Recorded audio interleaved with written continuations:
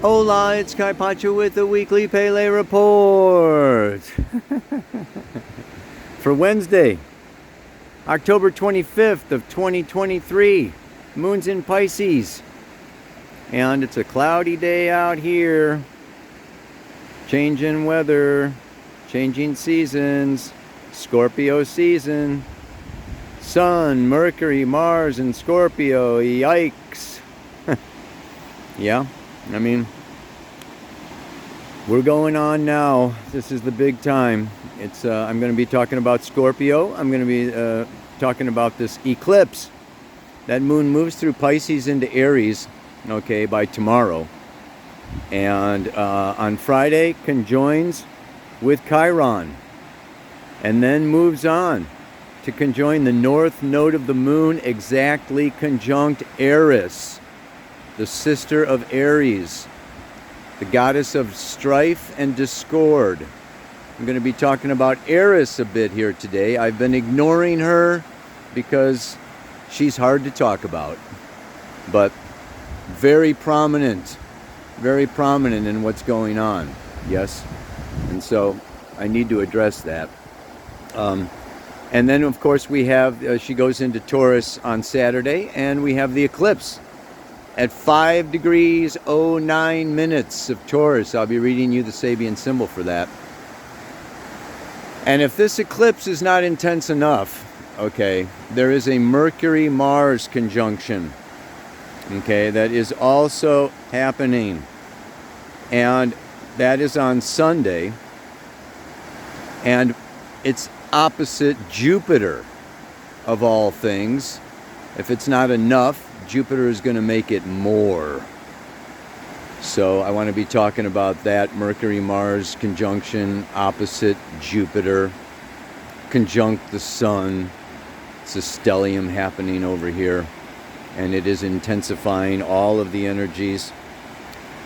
And, you know, the only big good thing is Venus, moving there through Virgo, is coming into a trine with Uranus. So there may be some sudden breakthroughs that we really need right now. That's exact on Tuesday. Before that, tomorrow, Venus is in conjunct Chiron. So I want to be talking about Chiron in Aries. I want to be talking about Aries and Mars. Mars is also the co-ruler, okay, of Scorpio. So very prominent, this whole masculine Mars war, assertiveness, blah blah blah, everything going on right now. It's really challenging. By Monday, the moon moves into Gemini, and I don't know if I'm going to go all the way down there, man. I mean, you can see if I want to go down there, this is my path. It's not looking like a super lot of fun, because I got some stuff to do today. I don't know if I want to go climbing down there or not, but let's see, and I'll find a place and talk to you. All right, let's go for this before it starts raining, man. Ah! Freaking moved my whole office out here. Just kidding. I don't have an office. But I got my notebook because I gave a 2-hour thing on Eris. It's in the New Paradigm Astrology Library if you want to check that out. But it was a couple years ago when Eris was square Pluto, and yeah, it was an intense period there. But now she is one with the north node of the moon. Like the soul evolution, the soul destiny is at one with Eris, okay? She goes around every 558 years, okay? Like twice Pluto. So she's super slow. She's been in Aries like forever. She's going to stay there like forever. It's going to be a long time. But it's interesting. There will be a Chiron-Eris conjunction. Right now there's a North Node Eris conjunction. I mean, they're basically all hanging out together right now. And it's very, very intense, as we can all feel. She moves so slowly, I'm going to say that she is at the exact same degree. 24 degrees Aries. If you got anything around 24 degrees of the fire signs, of the cardinal signs, okay, you know, this Eris nodal axis, of course, and it's still square Pluto, 3 degrees off, but it's still there, okay? But she's going to be at that very same degree from September 26th until November 29th. At the same degree. Now, astrologers will give 3 degrees, some 5 degrees, okay, to a conjunction like this, in which case that would go on for a couple months before and a couple months after would be 1 degree, right? And 4 months before and 4 months after, if you want to give it 2 degrees. So this is big, right? The north node of the moon stays in Aries, passes through Aries, like I said now, for a year and a half.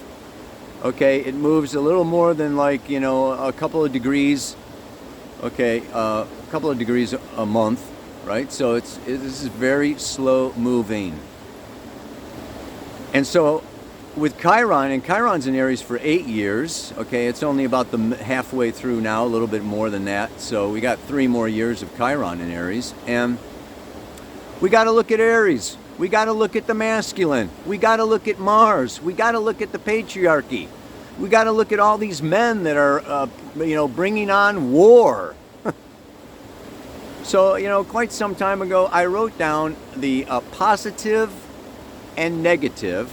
I mean, here we are. We're in a world of polarities. Okay, the positive and negative aspects or sides of Aries. I mean, and you could make more of these, but I'm going to just read you from my sloppy freaking notes. I can't even read my own writing, but I'm going to give it a shot. I'm going to say the positive. Aries takes initiative and is innovative. The negative follows convention. Positive, courage. Negative, fear of change and the unknown. Positive, pushes and faces, okay, you know, the limits, pushes the edge, faces the limits, okay, versus what? You know, again, fear and change of the unknown, cowardice. Yeah, cowardice. Positive is centered, blowing in the wind, focused, spaced out, strong and solid, weak and flimsy, self-defined, defined by others, right? Assertive, passive acceptance, powerful, powerless, leader, follower, confident, insecure, hard, sharp, soft, dull, self-disciplined, disciplined by others, identity found within, identity sought without, purposeful, no purpose, distracted, full, empty, energetic, listless, potent, impotent, trustworthy, untrustworthy, able to commit, unable to commit, inwardly motivated, pushed by the external world or factors or the environment. Okay, that's just a partial list of Mars, masculine, Aries, energy, boom. Get it? Yeah? And this is the wound that we're all dealing with now on a planetary level. Governments, individuals, families, you know, this is what needs healing right now. This is the fall of the patriarchy, the misuse, okay, of that masculine energy towards conquering, greed, lust, domination, exploitation, you name it. And to the extent that we all do that or whatever, okay, you know, it's like it's time Because this is what Scorpio is about. Now here we come to this other side of Mars. And Scorpio is about, okay, making the unconscious conscious. Yeah? And we need to like really go above and beyond this, all right? Because what we're looking at with Scorpio, I got more notes here today. I mean, I'm sorry, but, you know, conscious understanding comes through both success and failure. It's about consciousness, yeah? Not winning or losing, not positive or negative. It's becoming conscious, right? And through consciousness, we can go forward. It goes beyond the polarities of moral and ethical duality. So consciousness supersedes or is beyond and above, outside, okay, you know, this third dimensional world. So Uranus is our personal unconscious. It has our whole Akashic record of all our past lives. It's not just winning or losing, being rich or poor, or, you know, on top or at bottom or da da da da. But it's consciousness. It's waking up. It's enlightenment. Yeah? So, and Scorpio is the death, the ending of, right? What begins in Aries as impulse becomes self-conscious in Leo, subjective self-consciousness. This is Leo. I'm the creator, I'm the center, I am in charge, I'm the king or the queen or blah, blah, blah, blah. And Leo evolves through Virgo, enters relationship in Libra, and in Scorpio is transformed, transmutated, okay, metamorphosed through these external forces and factors. So this is happening also in our most intimate personal relationships, not just on the world level. This is where we can, you know, like really come into confrontation. And that's what the mantra is about this week. Yeah, you know, it is separateness. And both of the Sabian symbols that I want to read for you today have to do with this separateness and the role of separateness in bringing consciousness. Yeah? So we help each other become conscious of what each of us is unconscious of by and through confrontation. I don't like what you said. I don't like what you did. It hurt me. Become more conscious. Duh. Stop doing that. Stop hurting people. Whatever, you know. I mean, it's yeah. So this objective consciousness is responsible versus reactionary. Reactionary. Reactive. Yeah? You know, overly reactive is also this, like, you know, that could be another Aries thing. Aries is active and positive, and the negative, it's reactionary. Right? You hit me, so I'm going to hit you. Instead of being, yeah, you know, active and responsible. So we've got this two sides, okay? And one is subjective. I'm going to force my will on you and my desires, and I, you know, it's subjective. But Scorpio wants to kill that subjective, personal, you know, selfish consciousness and expand it to Sagittarius, Capricorn, Aquarius, to objective consciousness, what's good for the greater whole, for the family, for the children, for the future. Come out of your own little, you know, it's I got to have my way, immature Mars energy into, right? You know, the mature, elder, wisdom. Now we come to Eris, okay, in Aries, dealing with, you know, and Chiron's coming on the North Node. I mean, discord, strife and discord, the goddess of discord. And like the mantra today, it's got two kinds of discord. There are two kinds of discord. One,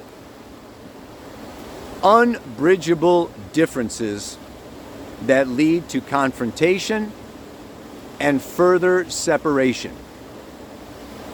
Right? I mean, you can get divorce, with just like, unresolvable differences. Right? I mean, and then you walk away from each other. You don't have to kill each other, beat each other. You walk away from each other is the objective consciousness, right? Versus the subjective, I react, and you piss me off so much, I've got to, hit you or something. I mean, that's like the extreme. And, well, death is the extreme, but the other kind of discord is separation for the purpose of providing a new level of relationship. And this is where Scorpio, ruled by Mars, rules therapy and psychoanalysis and shamanism and all different forms, primal therapy, all different forms of bring these people together. And maybe they need to take time out or time off, or they need to, and that's what the mantra today is about. Like, we separate to recenter, right? To heal this wound within ourselves, because we have to heal ourselves, but we can do it with the help and assistance and feedback from others. Yeah? But we sometimes need to take space. And then, like through therapy or through work or through self-analysis, meditation, consultation with, the shaman or the guru or whatever, we like understand. And we step out of being just that self-oriented, right? Unconscious self into the objective consciousness. And then there can be a reunion. And just like think of the Civil War. The Civil War in the United States. Okay, yeah, it's separated, and it could have separated, it could have made two separate countries. Right? But through that confrontation, and yes, one side did win over the other, but, they reunited as a greater whole. Right, as a more powerful entity, now known as a superpower. Maybe not for long, but that's another video. So what I want to look at today, and I want to read to you, this is really phenomenal because it has to do with the Mars-Jupiter conjunction. And that Mars-Jupiter conjunction happened last, May 28th, okay, of 22, year and a half ago. They came together at the 4th degree of Aries, 3 degrees, 19 minutes. That was the seed that was sown of this. Now Mars has gone all the way around, year and a half later, and it opposes Jupiter. So this is like a full moon. It's like a culmination of a seed that was sown in May of 22. Go back. What were you thinking? What were you doing? What were you planning? Check it out. Two lovers strolling on a secluded walk. The progressive polarization of energies needed for fulfilling one's life function. This is deep, folks. In order to respond fully to the potentialities released by a sense of identification with a greater whole, the human being should be himself whole. So if you want to play in a bigger game, you got to get your shit together, right? An interplay of bipolar energies is needed to provide a sustained and dynamic resonance to any superior and encompassing form of life. This may imply a temporary withdrawal from routine activity, i.e., a secluded process. It is not, however, a closed process. Don't close ourselves off. You can seclude yourself and meditate, but you still listen and receive. So there is still the positive and negative polarities do not meet in a closed circuit. You touch the positive and negative and you short out the circuit, right? So they do not meet in a closed circuit, reconstituting a neutral state of potentiality. They operate in dynamic, open, unresolved togetherness in contact with the surrounding energies of nature. Notice how the water will always find its way through the rocks. This symbol is the stage of dynamic and unresolved polarization. It introduces the basic means, one might say the technique, to establish consciousness in a world of duality. I mean, it's interesting how mom and dad come together and they make children, offspring, and the man and the woman, the male and the female, the boy and the girl grow into themselves, right? And then they become lovers and they join together and there are more offspring and they find themselves in their center within their whole and they come together and they make more offspring. Do you see how there is this breathing? I think I talked about it last week. This coming together and going apart, right? Separate union. So, this is a dynamic flow of energy that can produce creative manifestation. So that's what that's what a lot of this, like what we want to be doing here, yeah, is this creative manifestation. Now, enter Eris, this goddess of discord. Oh my God. Am I going to read you all this? I don't know, man. There was something. First of all, she's the daughter of Nyx, okay, of night. The daughter of night. And she has a whole bunch of offspring. I'm going to read you some of her offspring, okay? But the major ones, the major offsprings is dysomnia, yeah, which is lawlessness, the disruptor of social order. And then she gives offspring to her youngest and final is eunomia, she who ends strife. That's her final offspring, but in between that, look what she gives rise to. And I don't read Greek, so I'm probably going to mess up the pronunciation, but I want to be thorough, so I want to read you the Greek and the translation.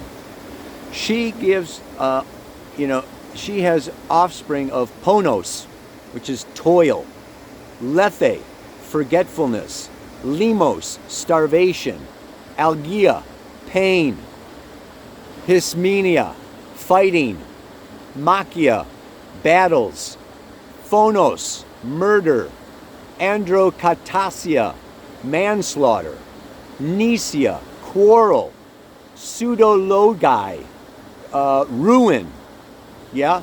Oh, lies. And amphalogia, disputes, ate, ruin. These are the offspring of Eris. Yeah. But another one that is very, very, and of course I look for the bright side, I mean, and part of this is Horkos. Horkos is the oath who does more damage than any other to earthly men or anyone when they knowingly swear to a false oath. Look out for Horkos, the offspring of Eris, the goddess of discord. You could say it's karma, Horkos. It's fate. But primarily when you take a conscious oath or you promise when you know damn well you are not going to fulfill that promise. Maybe you do it to get elected. I'm going to bring peace when I know damn well I want to control the world. I'm going to end poverty when I know damn well I want to take all your money. I'm going to end hunger, when I'm going to eat, prime rib and you're going to eat bugs. Right? I mean, whatever. But we can also do this in our relationships. One is innocent naivety and, like you promise to do something and you really don't know. You're kind of innocently promising because you're hoping to God that you can, what is it? Like if you get married, you hope to God that you can be faithful, and then it tumbles down and you're not. Okay, that's different than knowing damn well I'm polyamorous and, I'm going to marry you anyway. That is intentional, conscious freaking lying, right? Okay, so this is a time, and I'm going to say this eclipse and these nodes in this time period, this 2-month period especially, but it's going on. Chiron's going to come up to Eris. It's going to be like super freaking intense. I can give you the dates on that later, okay? But like this is a time of really looking at our stuff and putting other people's stuff in their face to look at. And maybe that causes conflict. Maybe that causes separation. Out of that separation comes more objective consciousness, right? Hopefully. It doesn't have to. I mean, yeah, people can just refuse, deny, avoid, ignore.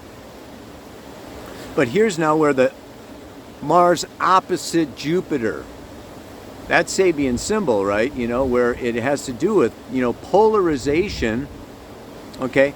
The two planets are obviously polarities. Mars opposite, Mercury is also opposite Jupiter. But these planets, they need to be brought into fulfillment through objective manifestation. So here we have objective consciousness leading to objective manifestation so that we can actually, and this is where it is, it's about bumping it up to the next level. Reestablishing existing relationships on a more conscious, deepened, powerful exchange, yes, of money, intellect, sexual fluids, power, influence, you name it, right? Where, two, they come apart, they find their own power, their own truth, and when they come back together again, look out, yeah, like, whoa. Like the Civil War was torn apart, but when they got back together again, boom, right? The economy, the nation flourished for a while. You see what I'm saying? So this can be happening on a personal level, but also on a global level. This whole Israeli, Hamas, this whole Middle East. I mean, it's basically East versus West in very many ways. Okay, yeah, everybody's lining up and taking sides, and things are really, even over in the Philippines, China and the Philippines are going at it over there, and Taiwan, and it's the Ukraine. It's things are really boiling. We're reaching this real boiling point, and it's going to continue to boil. Yes, for into 2024, I see things intensifying next year. Also with the globalists and the whole world. Anyway, I'm not going to get into that on YouTube, but yeah. So this is just discord, Eris. A positive side of discord. If we think of Eris, how long is this? 27 minutes? Oh man. Eris was not invited to the feast, so she rode her horse into the banquet, and she threw the golden apple. She wrote to the fairest, threw it down, okay, in between Hera, Athena, and Aphrodite.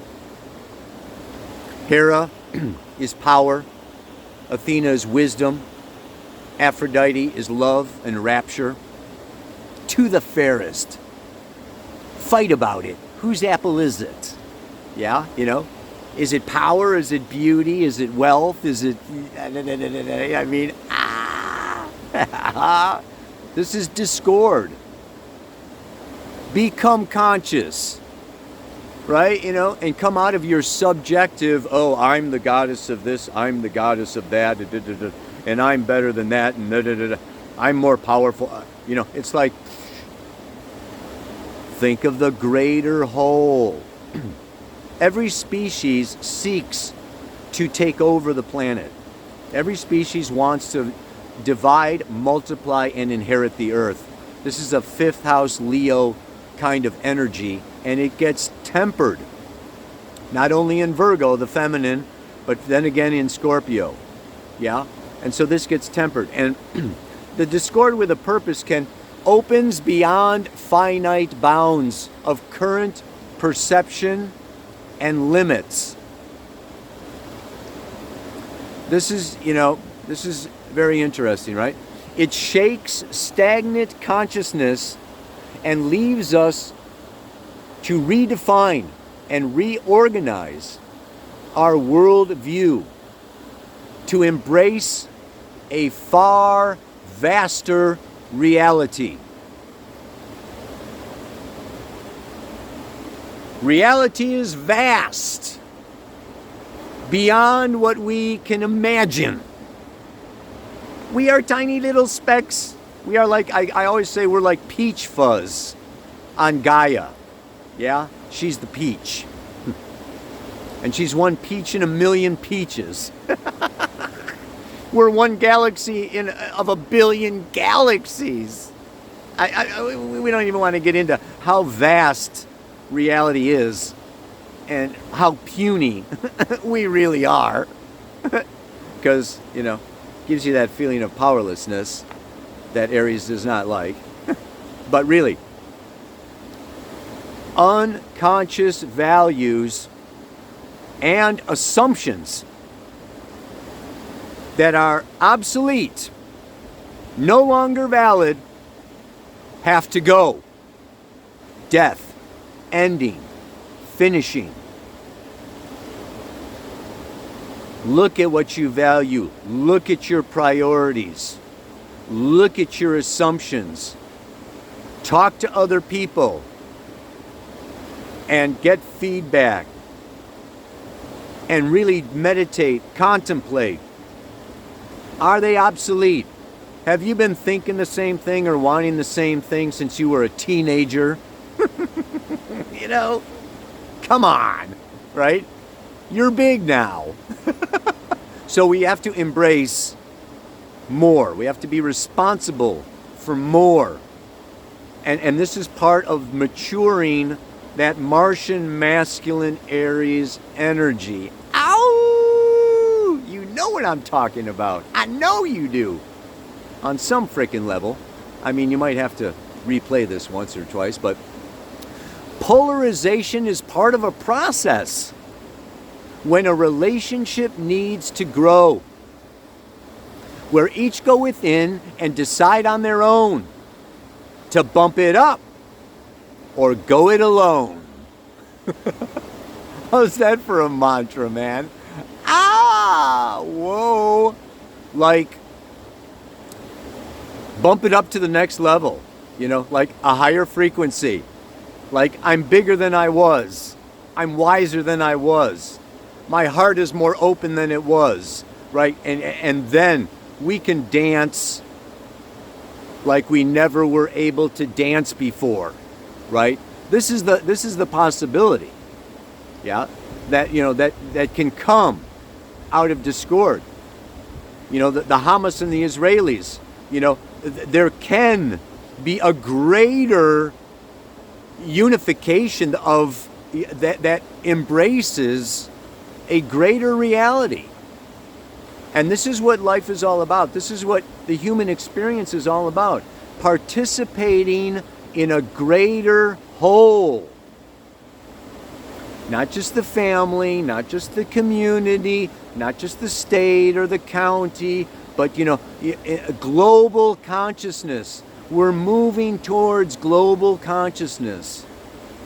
So this is what I mean by bumping it up to the next level, or throwing in the towel, giving it up.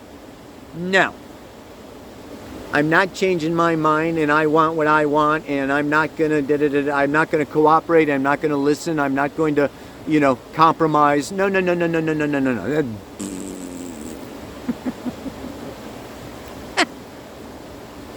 We know what happens.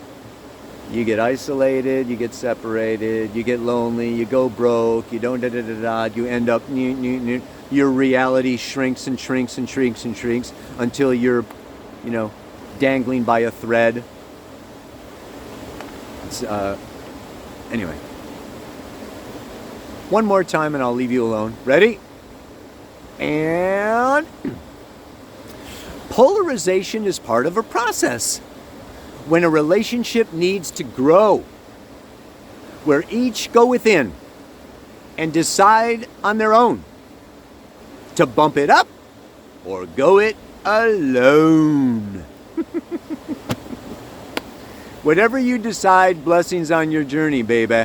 That's the other part of it, is just respecting other people's process, other people's autonomy, letting them go separate, not trying to, through jealousy or possessiveness, grab, hold back,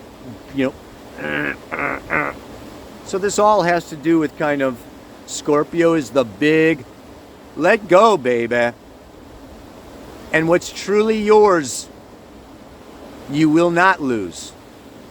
And what is not serving your evolution will fade away. Oh yeah, the song for this week. And sometimes even if I don't mention the song, I don't remember to mention the song, it's still down in the notes below the YouTube thing and on my Telegram channel. And I'm thinking Story in Your Eyes by the Moody Blues. I'm frightened for the future, yeah? And I'm frightened for the children, that the life that we are living is in vain. And the sunshine we've been waiting for will turn to rain. Yeah, it's a good song. There might be another one in there too. I got shown a new song this morning. I might do 2 songs this week. Anyway, what else? That's about it. Patagonia, I can't wait. It's coming up. Early bird special discount till November 1st. Jump on it. This is going to be like the journey of all journeys. It's wow. Pristine, pure nature, wilderness, unadulterated, in your face. Yes. Come on, baby. Namaste. Aloha. So much love.